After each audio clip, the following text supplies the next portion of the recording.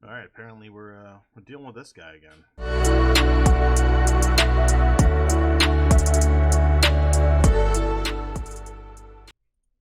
All right, so I'm probably gonna split this into two parts. I'm gonna try something new. I might consider editing this if it goes much more than a half hour.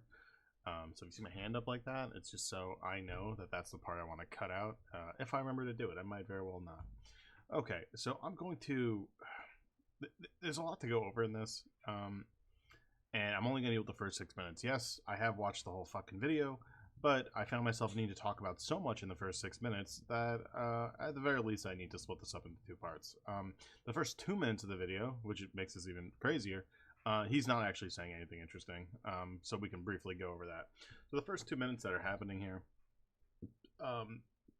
he's talking about close elections, basically. So we'll skim through it real quick.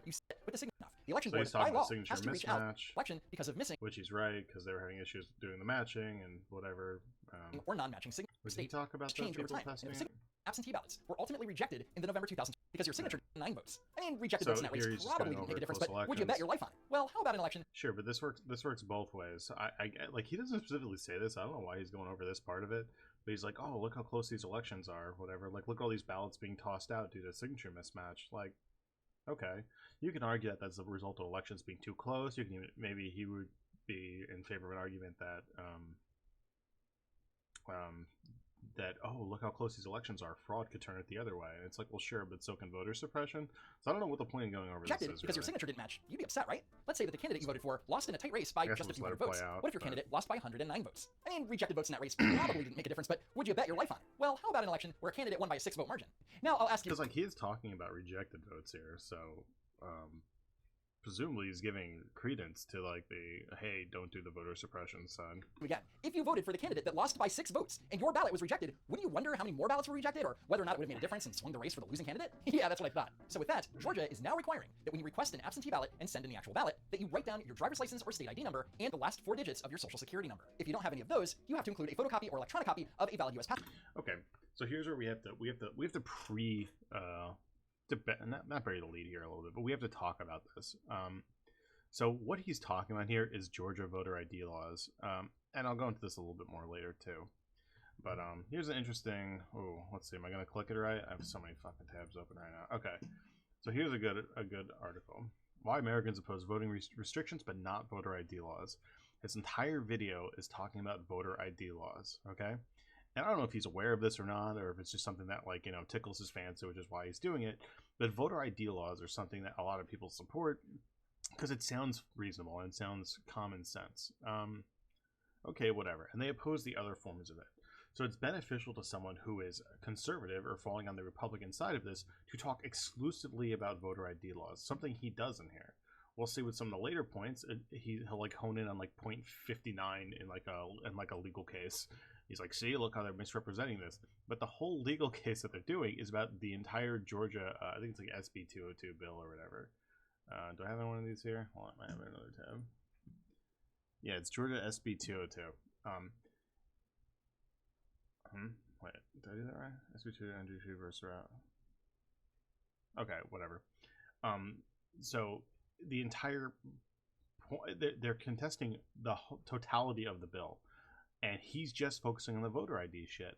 Which you might say, like, oh, this is their weakest point, or they're going too hard on the voter ID, but, like, they're challenging the totality of it. Why am I going to just leave the voter ID thing on the table if it is a real issue, even if it's not a significant issue? An important thing to understand is that when it comes to voter suppression, it's an edge game, okay? The goal is not to disqualify all of a certain group, because you can't do that anymore, it's illegal. The goal is to earn a few fractions of a percentage point here, and a few percentage of a point there, and slowly add that up to a winning coalition where you're barely edging out a win, or maybe even getting a sizable win. And you can do that through a whole host of mechanisms.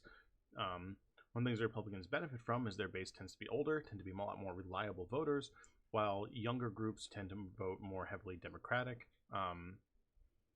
And so the minority populations, they also tend to have lower rates of voter turnout, so they have less consistent voting patterns compared to the Republican voting base. This is just reality, and you can acknowledge this reality and use it to do things that you want. Personally, I'm someone who very much supports the idea of democracy. I love democracy. The more people who can vote, the better. If you don't like a certain voting coalition because they vote against you, you should do things to attract that voting coalition. I don't think disenfranchising people because they vote against you should be a tolerable thing in a society that's ostensibly democratic. I think we should want to make our elections as free and open as possible, while, of course, maintaining security. So the other thing that we need to point out here is that this is in response to Democrats winning. Southern states in particular, because of, the history there, which I'm not going to go into right now, but maybe I'll do it in another video, are opposed to larger enfranchisement because they don't want to lose their grip on power in the state. Now, it's weird to think about it from Democrat and Republican perspectives. A very good way to look at this is conservative versus maybe the liberal might be more accurate, because if you go back in time like 100 years, the Democrats were the party of slavery, party of the KKK and all that jazz.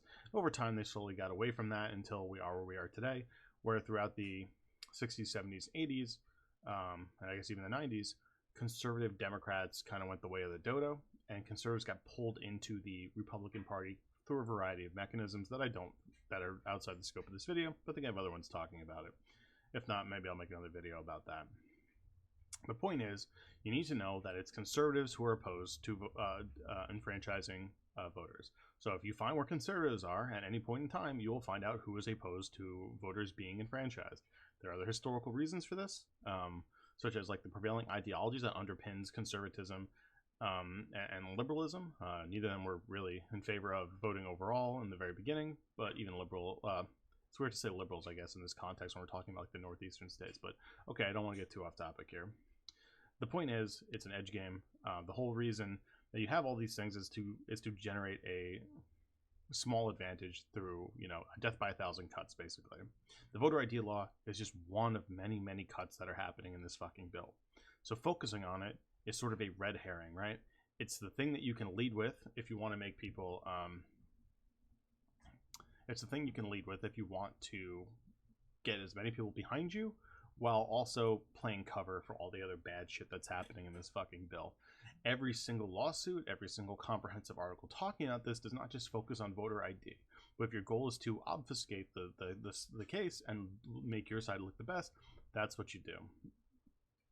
Georgia has a pretty bad history with trying to suppress voters. This even goes into he actually takes a shot at Stacey Abrams, like fake governor Stacey Abrams, like towards the end of the section we're going to go over, which is her talking about how she didn't contest the results of the election. She accepted them, but I don't know if she ever formally conceded. And the reason for that was because Brian Kemp, the current governor, was also the former Secretary of State. So while she was running against Brian Kemp, he was in charge of the election. And there was tons of things that discouraged enough voters. She only lost by 50,000 votes. There's enough there to suggest that, had he not thrown out as many new registrations as his Secretary of State did, as he did as Secretary of State, that he might have won. Okay, so let's keep going through this. Passport ID, valid U.S. military photo ID, or a valid tribal photo ID. If you don't have any of those, you can include a copy of a current utility bill, bank statement, government check, paycheck, or other government document that shows your name and address. In other words, you have options. And while some may consider this a bit of a hassle, so you have options. And he's talking about it. It's like, yeah, this is a hassle and this is fucking annoying. And it's tedious. And what we're going to have to keep asking the question is, for what? Okay? For what? Now, if you could demonstrate rampant fraud, it's like the implied part here that's just going unsaid. It's going assumed. It's the assumed premise that we have to talk about here. The reason for increasing security in an election is because we're assuming there is fraud. Where's the evidence of fraud? There is none. This is in response to Democrats winning 2 Senate seats and the presidential election in statewide in Georgia. Gerrymandering doesn't help with that because they're statewide elections. Voter disenfranchisement, apparently they didn't do enough of it, and now they're taking their second stab at it to further suppress that base. Georgia has problems. Oh man, I'm going to have trouble finding this article. Hold on. Because they have... Oh, okay, here we go. I found it pretty quickly. It's from the AmericanProgress.org. That basically they have... People of color are a much larger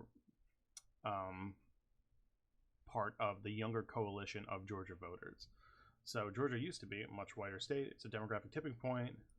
44% of the state is non-white residents. The non-white share of the state has increased by 6.7% in the last decade, from 2000 to 2009.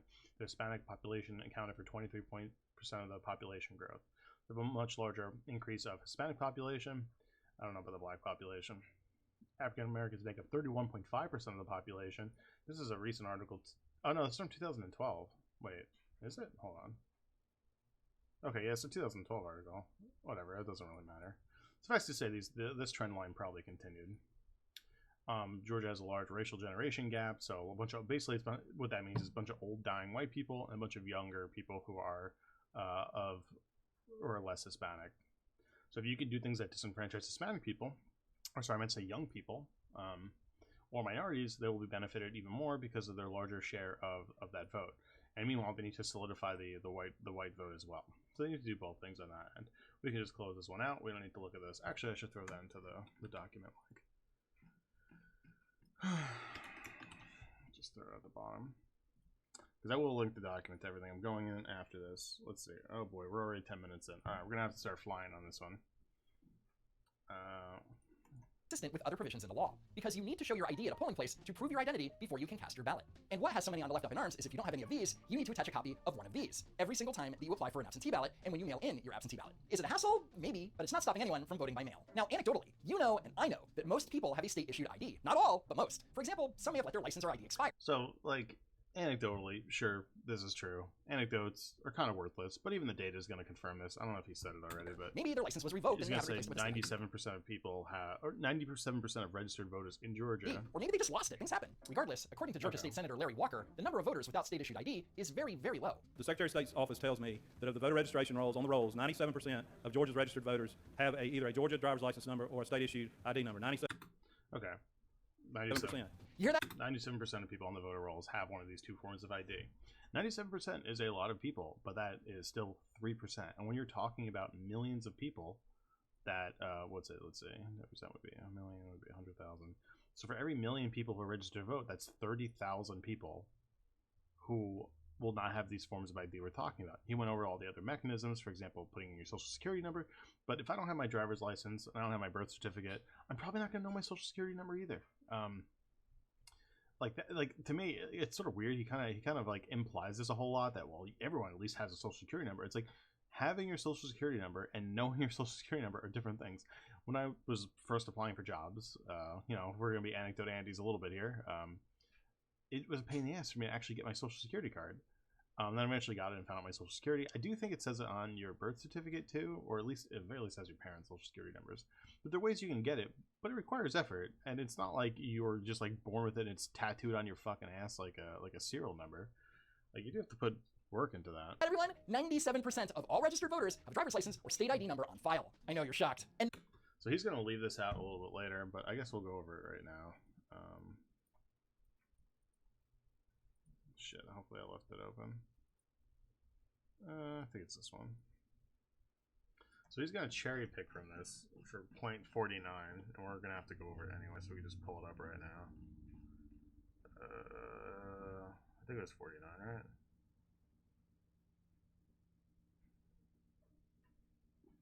Actually, no, I think it was 42.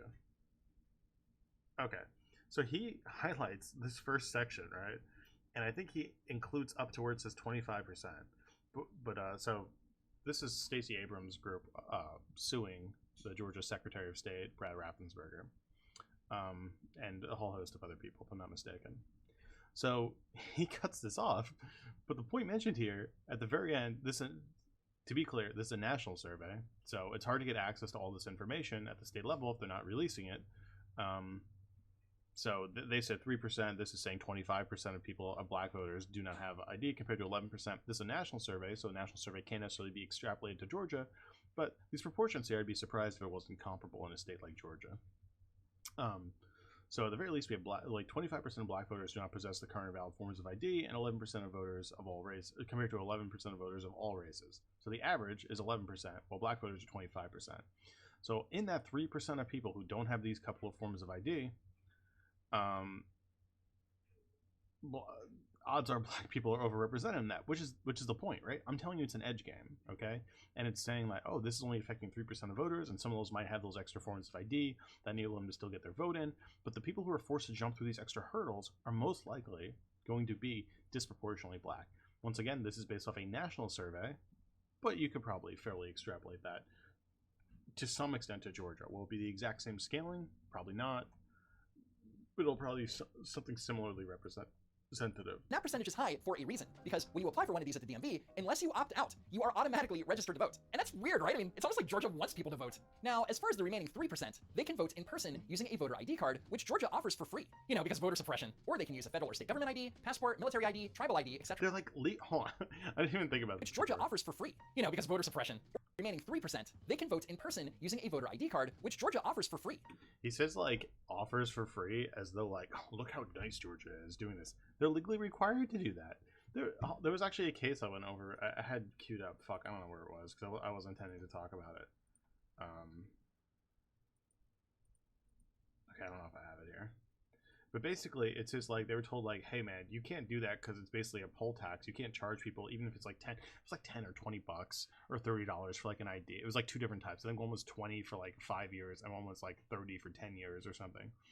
And it was struck down by a federal court judge saying, hey buddy, that's a poll tax. You can't do that. Oh, is it right here? No, that's the cases. Shit. All right, whatever. So them giving out the ID for free, yeah. That's the point, though. They might still make these IDs hard to get, but you can't charge for them. Because voter suppression. Or they can use a federal or state government ID. Voter suppression. Like, I'm sorry. I'm going to try not to be an asshole, but if he's being an asshole, I feel like I can be a little bit of an asshole, too. Or military ID, tribal ID, etc. Or they can vote by mail simply by using the last 4 digits of their social security number. Once again, like, he's going to go over some court cases here where they mention this, too, and it's like, yeah, they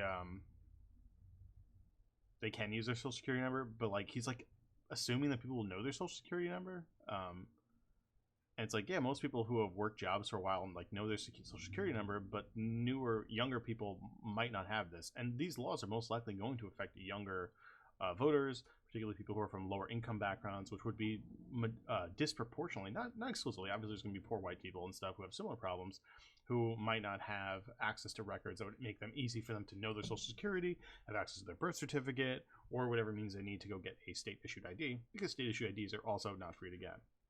I think I've talked about it before. I don't know if I did it in a video on here, but I remember I had to like go to an office. I'm from like the New York metro area. Okay, the county I grew up in had like 400,000 people in it. This was not a small county. It was very densely populated. I had to get like a certified reprint of my birth certificate for something, and I had to go to like this weird like office building in like a downtown area that was like 20 minutes away from me. That was only open from I'm gonna make this up a little bit, but I think it was like 12 to 3 or something, or like 12 to 5, like at a few days in the middle of the week. And that's where I had to go get the certified reprint. I feel like I needed it for my driver's license too. And this is in New York State. I could be wrong about the exact thing I needed it for. The point was, to go get my certified driver's license reprinted, I had to have all these other documentation forms, and I had to pay like $85 to get this reprinted. And I had to go to this office that was open at weird hours, and I lived in a large metro area. Suffice to say, if in a place like that it's bad, it probably only gets worse when you're in more rural areas who don't want to have an office like that staffed like, even that many times a week for those hours. Like it's gonna go downhill from there. It's very, very silly.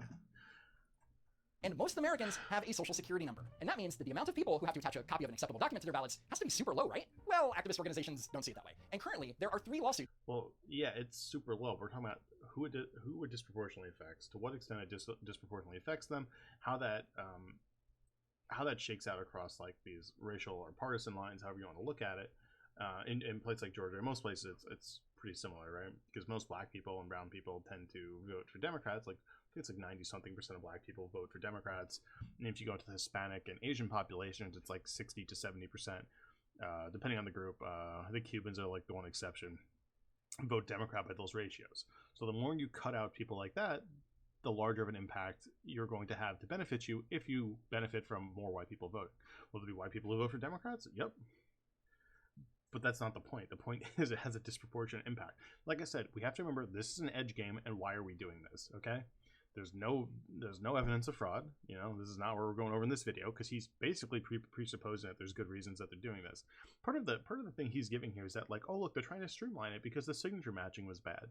And signature matching was bad, but it was also unnecessary, because there's plenty of other places that don't do signature matching and didn't have any sort of like outrageous fraud like they're trying to identify here. And like, if I live in the biggest type of voter fraud that you'll encounter, like voter fraud, is like if like, let's say you live in a house, it's like you and your parents, and then your parents fill out your ballot for you and send it back. If you're in that situation, do you think your parents can't get access to your driver's license or your social security to send your shit back in? Most people, like, it's like you talk to your parents and you value their input. Like, I remember when I was sort of confused about some local policies that were on like a ballot when I lived with my parents. I was like, hey dad, what do you think of these things? Now at this point in time, I can come up with my own opinions on things, but I really just didn't have like a thought on like, should we increase the local sales tax by half a percentage point? I just didn't. I didn't have an opinion on it. So like, this is the type of fraud that you would come. The most common type of voter fraud is when a parent fills out your ballot for you. But like, this wouldn't even affect that because your parent would be able to do all this stuff for you if you're even in that situation. But it's like, this is the type of voter fraud that we don't really even like track. But this idea of like, you know, nameless, shapeless people just roving through postal boxes. We'll get into this later. Why I think this is the NW. He goes over something that the NAACP says, and this is why they're being a little ridiculous. But whatever. Challenging the new voter laws because feelings. The first of those lawsuits is from the NAACP. A lot of it says because feelings. Don't see it that way. And currently, there are 3 lawsuits challenging the new voter laws because feelings. The first of those lawsuits is from the NAACP. The new absentee ballot ID requirement. So, importantly to note here, this is number 59 of the points that they're making. They have many, many other points. They are not focusing solely on absentee ballot requirements. This is just one thing they're talking about. Mandate that voters include a Georgia driver's license number or a Georgia state ID number on their absentee ballot application. If they have neither, voters are required to copy another form of acceptable voter ID and attach the copies of ID documents along with other identifying information to both their absentee ballot applications and inside the absentee ballot envelope when returning the voted ballot. Okay, I think I have this one here. It's 59, right? Where'd it go? Do I not have the right one open?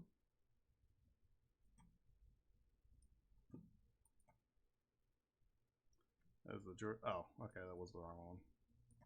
So let's show what he's leaving out here. So I think this is a bad point that they're making, but he's kind of misrepresenting their point a little bit here. And by a little bit, I mean kind of a lot of it. So he highlights this part. And the reason they're talking about this here isn't because they're saying that it's voter suppression or the whole Social Security thing, which is what he's talking about here. You'll notice that there is something missing here. They left out the important detail that if a voter doesn't have a state-issued ID, that they can simply put the last 4 digits of their Social Security number. That's not the point they're making here, though. In this point 59, they say at the bottom, and he cuts it off, too, when we're looking at it. Thereby, actually, he doesn't fully cut it off. Thereby opening up absentee ballots to potential fraud or identity theft. Thereby opening up, because voters, except those are age 65 to must make new applications for absentee ballot for each election cycle. Yeah, so they're clarifying that you need to, like, there's multiple times where you need to resubmit this data in, like, triplicate, basically, going through an election cycle, making you more exposed to identity fraud. Okay, let's be clear. I don't think this is super likely. I think this is a pretty shitty argument, but they're lawyers. They're trying to come up with, this is a list of, like, 60 plus problems, okay? At least 60 that they're issuing. They're kind of throwing everything at the wall and listing every potential problem. This is a potential problem. I don't think this would be a significant problem. But like my point here is what they're saying here is talking about the ID requirements, how it's opening people up to fraud. They're not saying that this prevents people from voting. That's not really the point that they're making, at least in this bullet point. I didn't go through this whole fucking 50-page legal document or whatever, but like, he's just misrepresenting the point they're making here. If anything, he's adding to their point, being like, well, you could use your Social Security. Okay, so we're going to add Social Security to a list of your identifications that could be stolen. Once again, I think it's a bad point from the NAACP, but the point of a legal document, which is something we're going to have to get into later, is not to stand your fucking opponents. It's to basically make as many legal arguments as you can that you think have, like, a cumulative effect of demonstrating your point, and then going with it. Could it be bad to make weak arguments alongside your strong arguments? Maybe. I don't fucking know. But I'm not a goddamn lawyer yet. Maybe one day. But he's just like taking their point out of context here. Here's where we get into the girthy part of this because here's where we have a lot of stuff to go on. Okay, we're 24 minutes in. We might go a little over. Maybe we'll get to like 30 minutes. And inside the absentee ballot envelope when returning the voted ballot. Now, if you've been paying attention, you'll notice that there's something missing here. They left out the important detail that if a voter doesn't have a state-issued ID, that they can simply put the last 4 digits. Once again, to repeat. 1, what problem is this solving? Really nothing. 2, it's making it harder for people to fucking vote.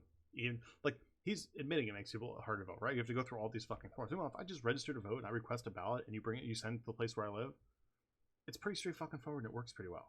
We're gonna go over quickly at the end, I guess, like what the actual complaints about the SB 202 is.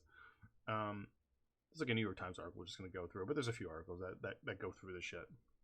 Of their social security number. They're intentionally being deceptive. And this is not them intentionally being deceptive.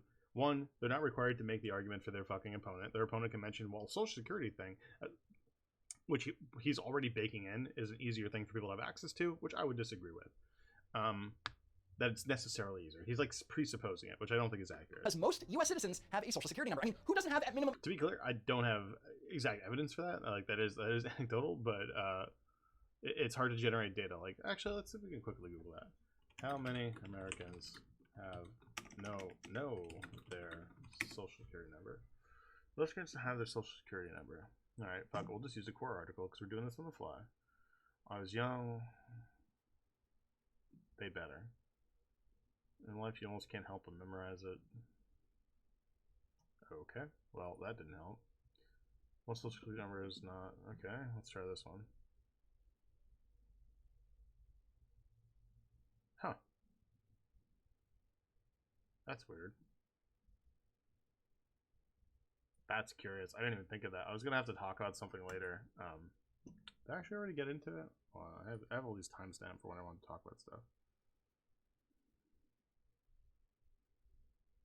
Oh, okay. We're getting to where I have a lot written. A social security number. This fact decimates their argument, but they're going to try anyway. So it doesn't decimate their argument. He's just being lazy. It's not just the NAACP being deceptive. It's also fake Georgia Governor Stacey Abrams' organization, the New Georgia Project. This is the shot I was talking about. She's just saying that they cheated to win the election. This is true. Republicans regularly engage in voter fraud. Sorry, not voter fraud. Sorry, I misspoke. They engage in voter suppression. Georgia did this literally in the last election cycle. I have something here to talk about that. They just make it harder for people to fucking vote. He said something in the beginning about how they don't. This is one of the articles we're going to go over. So this is I usually like fact check this stuff to like make sure this is a okay organization, because I don't want to quote some like insane deranged lefty bullshit. And this is not what this is. It's like a center left organization. And what they're talking about here, so Georgia has some of the most restrictive voter registration. Like their deadlines are really high up. And the problem with having like voter registrations that are very like far out, basically if you want to vote in this election, you need to vote like 30 days plus in advance, is it makes it so, I mean, they explain it here. Experts who have studied the issue say that registration deadlines don't increase election security, but they're a useful tool for preventing people from voting, especially those who don't follow politics closely. But if you get reached towards the end of closer to an election, I don't see why you shouldn't be able to vote. There's plenty of states that offer same-day registration, and just because you create the rules don't mean those rules serve any tactical or like security purpose. All it does is make it harder for people to vote, limits people from the democratic process. And there were 87,000 people. Jordan 7th registered to vote in the 29. Let's see. Wait, did I miss something here? Oh, there we go. So 87,000 Georgians were barred from voting in 2018 because they registered after the deadline. So this is just one way that things got fucky in Georgia in 2018 when Stacey Abrams was running for the governor there. Does that mean all those voters would have voted for Stacey Abrams? She lost by 50,000 votes? No, but like I said, it's a death by 1,000 cuts. This is a pretty big fucking cut. 87,000 people not being able to vote. Stacey Abrams is very famous for running a very, very robust voter outreach campaign to get people registered to vote and show up to vote. And she made that election exceedingly close. And then many attribute her work in 2018 and 2020 for the reason why 2 Senate seats and the presidential election went to Democrats in Georgia in 2020. That's a big contributor of this. In their complaint, they write, the General Assembly enacted a requirement that voters requesting an absentee ballot submit with their application their driver's license number, their personal identification number on a state-issued personal identification card, or a photocopy of other specified forms of identification. So here's where he's being very, very dishonest, too. Again, they left... So he wants to go over this and... their personal identification number on a state-issued personal identification card, or a photocopy of other specified forms of identification. Again, they left out the very important provision in the law that if you don't have a photo ID, you can submit your social security number. These activists and the news media won't tell you what's actually in the law. So for absolute clarity, I guess it's up to me. Submit a copy of other specified... Okay, that's where we're about at the end, so I get to ramble off on a few things. So right here, we're going to go over what he left out here, which is probably the most significant part. So this is just what he read. So if you read this, you say, oh, 25% of black voters do not possess a current form ID. We went over this before, but we'll go over it again. Oh wait, did we go? Hold on. Oh god. Why am I so bad at this? That was New Georgia Project. Well, 42. So the part that he leaves out here, which I think is pretty bad. Like, there's no reason he needs to be that fucking zoomed in on this, but like, okay, whatever. I'll let that go. But so he cuts it off at, national survey 25%, and then to the 11%. So this demonstrates their point. Of the 97% he's talking about, even if you want to say that this number is wrong, okay? And I'll be frank. This is doing a national survey. The Georgia numbers are different. I said this before, but this is showing that there's more black people compared to all races of all voters who are affected by voter ID laws like this. That's what the point they're making. And for whatever reason, okay, whether he agrees with it or disagrees with it, he chose to leave it out. He's complaining about how they're making one side of an argument in their legal filings, which is what they're supposed to do in a legal filing, but he just leaves out like forms of the point that they're making about disproportionate effect. That's the point of this whole bullet point. It's about disproportionate effect, that it's happening on black voters versus other voters, because that's what they're saying the point of that is. Again, they left. Oh, there are other things I had to go over here. Let's see. Scary thing. I think we got through this in pretty good time. Just roll past 30 minutes right now. Oh, okay. So I remember the other thing we had to talk about. We can start closing all these fucking tabs now. We've worked through all this.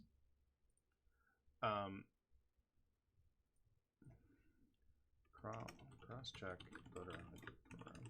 So I didn't even realize this before. When we pulled up that article before that said like 20 million people have like multiple social securities registered with their names. Like, what the fuck? So I didn't even realize that was a fucking problem, because that's the thing about this. It's hard to conceptualize how exactly these things will be rolled out. So here's a great example of a program that sounds good. The goal of the cross-check program was to, it was primarily in the Midwest, like in this area. And the goal of the program was to limit people from being registered in multiple states simultaneously. And they're like, oh, we're going to compare their names versus their ID and blah, blah, blah, and all these other social security and every other little bit of information. And we're like, oh, okay, that sounds like it would work really well. And I want to be clear, I am speculating, but it's fair to speculate on stuff like this because we don't know how this program is going to be implemented and how it's going to be utilized. And as a result of that, we don't know that it's not going to have a bad impact. And we want to understand if something's going to have a bad impact or not. We need to say, well, what problem is it solving to bring this back? What issue is being addressed here? Rampant voter fraud? No. Is it fixing the signature matching problem? Well, he mentioned that up front. But we know what we can do to fix that? Get rid of the signature matching requirement. Because it doesn't really fucking do anything anyway. At best, that would probably address the issue I mentioned before of having like a parent like fill out your shit for you. But like my mom signs a whole bunch of stuff for my dad for like their business or whatever. And it's like you would think his signature is fraudulent because other people are signing his signature for him. So like if they do it enough, like, okay, well, there you go. So let's talk about this program. So it has similar things like, oh, we're going to use ID and social securities, all these numbers that sound good. But the way the program was done resulted in a whole lot of people getting fucked. So one of the way they tried to invalidate registrations was when people had, the same last name, just using like the same last name across different states. Now, the thing they're going to talk about here is that white voters are underrepresented. Okay. Discrimination allegations, loose matching standards to identify duplicate registrants, use like basically their last name. 50% of communities of color share a common surname, while only 30% of white people do, so that the program flag lists while white voters are underrepresented by 8%, African Americans overrepresented by 45%, Hispanic voters overrepresented by 24%, Asians 31%. Now, the reason for this, to explain what this means, is that if I say like, John Smith, right? Oh, is there a John Smith in all these states? You're like, oh yeah, John Smith, very generic name. Now you can go through a whole host of like, various like white last names, and there's going to be a healthy variety for whatever fucking reasons. You can go back to the cultural chain. Now, when we look at Asian, Hispanic, and black last names, this is not true, or less likely to be true, is what I should say. So for example, I dated a Korean girl. Now, if you know anything about Koreans, you'll know that a whole lot of them, their last names are Lee, Kim, or, oh, I forgot the third one. Lee, Kim, or, oh shit, I forgot the third one. Lee, Kim, whatever, there's a third one. Park. There we go. Lee, Kim, or Park. 50% of Korean people will have the last name of Lee, Kim, or Park. That's it. This will apply to other Asian demographics as well. So if you're just doing first name, last name thing, well, there's going to be a whole lot of Asian people with the last name Lee, Kim, or Park, because that's a cultural thing where they put their like last name first. It's like, for example, I used to play StarCraft, and there was like Kim Take, I think it's Bisu or whatever. Anyway, they put their last name in the front. It's a very peculiar thing, but the result is they all have like similar last names or similar names that would look similar to us. And on this cross-check thing, they're going to have their ballots thrown out because of that, or their registrations thrown out because of that. Similar thing with Hispanics, it should be a little more obvious. You have a whole lot of people who are like Puerto Rican, who are like Rodriguez, Vasquez, what's the one with the G? Gonzalez? I think that's Gonzalez. So there's a lot of similar names for whatever cultural reasons they have that going on. And black people, as a relic of slavery, when a whole lot of people were freed, they didn't have last names. And they adopted the founding fathers' names, so all of them have names like Jefferson, Washington, blah, blah, blah. So they also have very similar last names like that. Very simple things that they adopted widespread. So as a result of this, if you use that as a metric, you're going to throw out a whole lot of things. A whole lot of registrations to people who coincidentally vote against Republicans. Very coincidentally, of course. I would never accuse them of intentionally doing this. No, I'm just kidding. I would totally accuse them of intentionally doing this because they are. Like I said, it's an edge game. You do every little thing you can. So when it comes to Georgia implementing these new requirements, one, I don't think they're necessary. They're not addressing a problem. Two, they're probably going to have a disproportionate effect, as we discussed with some of the numbers that our dear friend here, Mr. Run Don't Walk or whatever Productions, neglected to mention, even though it was literally in the next paragraph of something he addressed.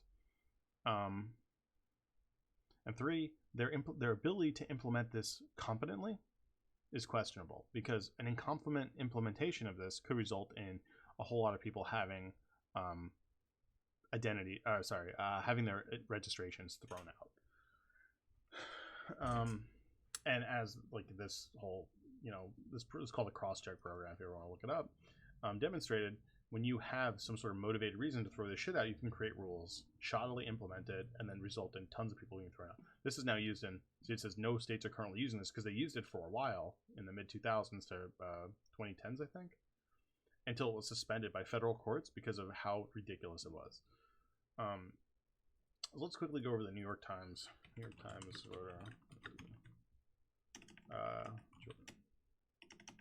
Georgia voter bill. So we're going to quickly just go over this to show you what the actual criticisms of this fucking bill are, okay? So this is them identifying, I think it's 16 provisions that hamper the right to vote.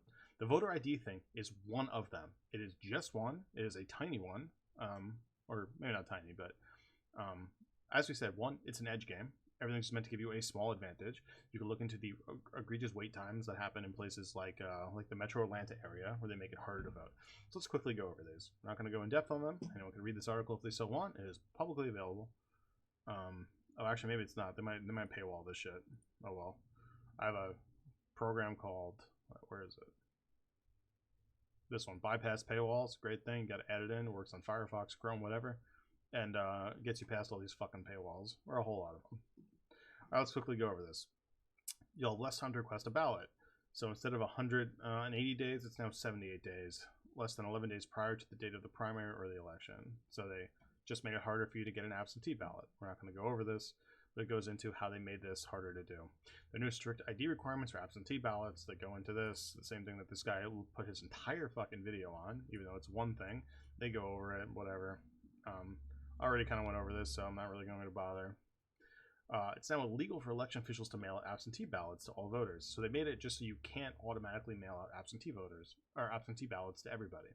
This was done in other states as a regular practice in some states, like I think it's Nevada and I think it's Colorado. I think they automatically mail people ballots. So it's very easy for people to, get their ballot, do your research, and then send your shit in eventually. It's very easy for people to do that. They made that illegal because they saw, they actually did in the primary. They automatically mailed out ballots for the Georgia primary, and then for the general, they were like, oh fuck, we saw really high voter turnout. We're not doing that again. So Georgia did not do it for them, and now they also made it illegal for them to do that.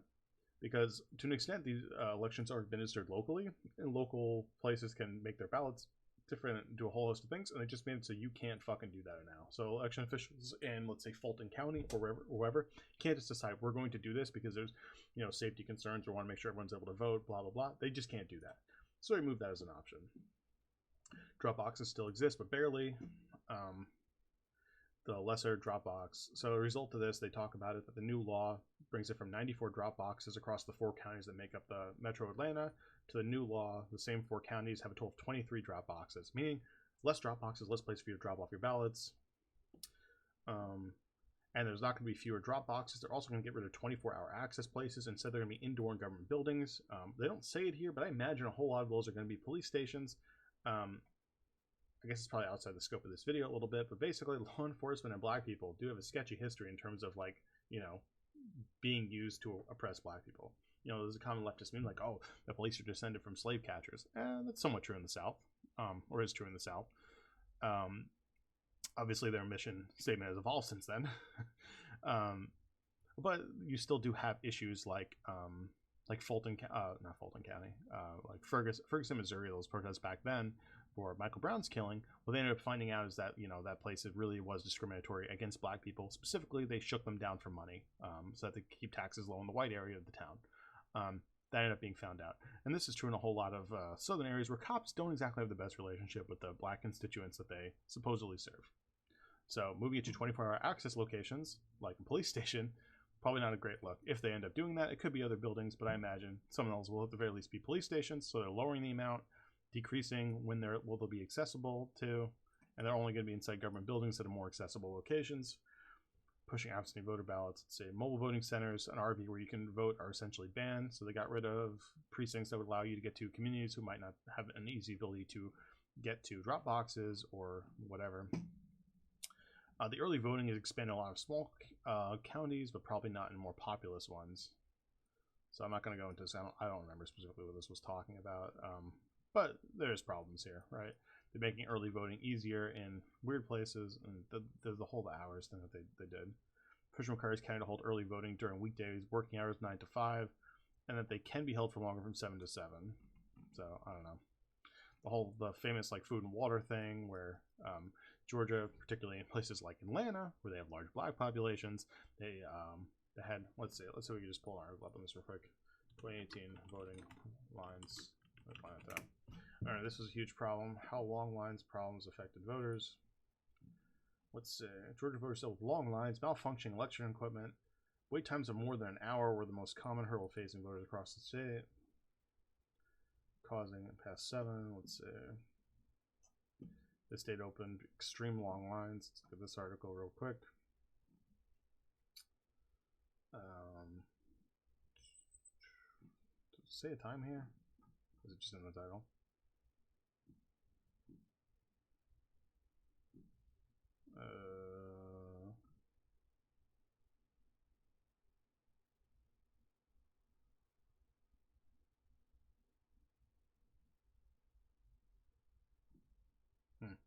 I don't see the time on here.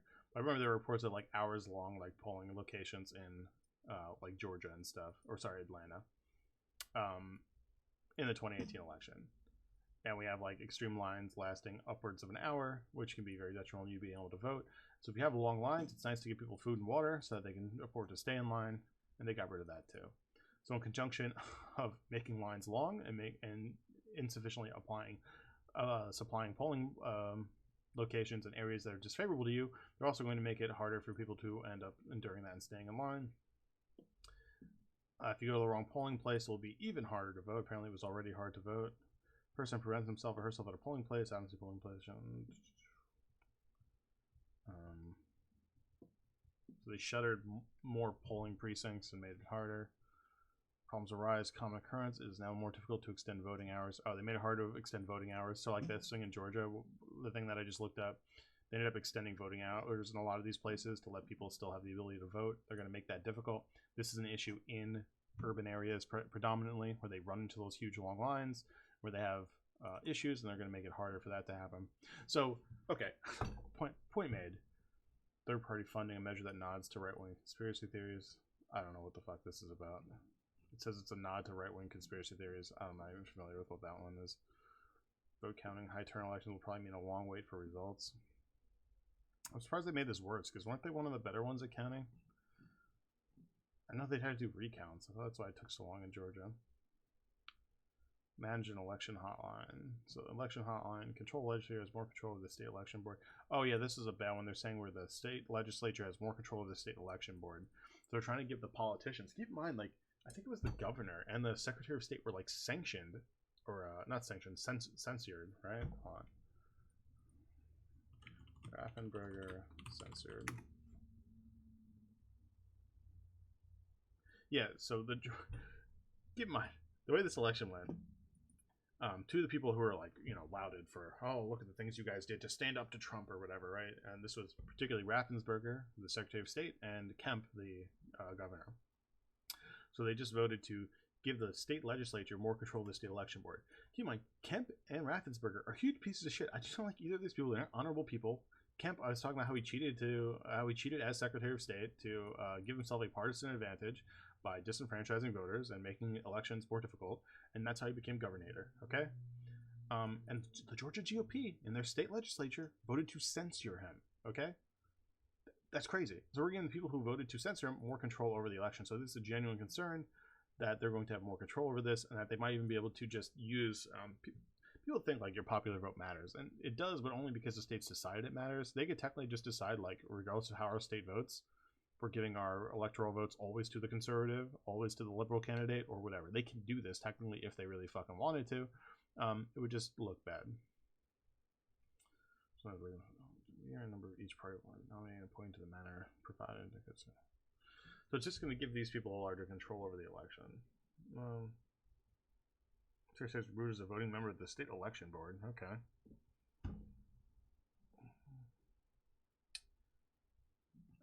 Okay, well, we're done going over this. Suffice to say, they have a whole lot of fucking problems that they identify here, and the Georgia bill has a whole host of things designed to give a small edge. And I'll say the takeaways of this is voting restrictions are never about one thing like voter ID, which he's talking about because it's a very popular issue, bipartisan even, that people think having voter ID isn't too bad because most people don't understand how it's implemented in such an unfair way, intentionally so. There are more equitable ways to do voter ID, but Republicans are not interested in that. And then he's focusing on this because it ignores all the other problems with SB 202 from Georgia that disenfranchise voters in a whole host of other ways.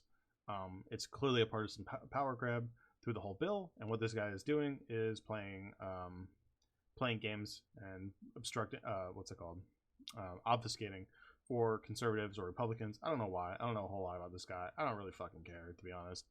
I made one other video about his weird shit about the Electoral College before I knew who the fuck he was. Someone just sent it to me. Yeah, so I don't know why he's playing apologetics for them, why he's doing this. I don't really give a shit. He's been fairly dishonest and is taking such a narrow scope on this in order to obfuscate the actual goal of bills like this. Oh, Jesus Christ. This went to 48 minutes? I could have sworn I was wrapping up. We're at like 35, 38 right now. All right, whatever. All right, we're going to end this. I'm going to be lazy and not edit it, so sorry for that.